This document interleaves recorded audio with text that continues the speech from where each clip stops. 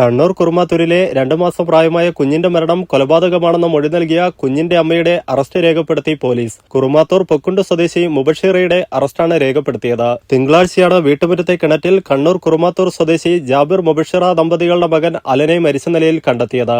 ആദ്യഘട്ടത്തിൽ കുഞ്ഞ് കയ്യിൽ നിന്ന് അബദ്ധത്തിൽ കിണറ്റിൽ വീണുവെന്നാണ് അമ്മ പോലീസിന് മൊഴി നൽകിയത്. കുഞ്ഞിനെ കുളിപ്പിക്കാൻ വേണ്ടി കിണറ്റിൻകരയിലേക്ക് പോയപ്പോൾ അബദ്ധത്തിൽ കിണറ്റിൽ വീണതെന്നായിരുന്നു അമ്മയുടെ മൊഴി. അമ്മയുടെ കരച്ചിൽ കേട്ട് ഓടിയെത്തിയ നാട്ടുകാർ കുഞ്ഞിനെ ഉടൻ തന്നെ പുറത്തെടുത്ത് ആശുപത്രിയിൽ എത്തിച്ചുവെങ്കിലും മരണം സംഭവിച്ചിരുന്നു. സംഭവത്തിൽ അസ്വാഭാവികത തോന്നിയ പോലീസ് അമ്മയുടെ വിശദമായ മൊഴി രേഖപ്പെടുത്തിയ ശേഷമാണ് അറസ്റ്റ് ചെയ്തത്.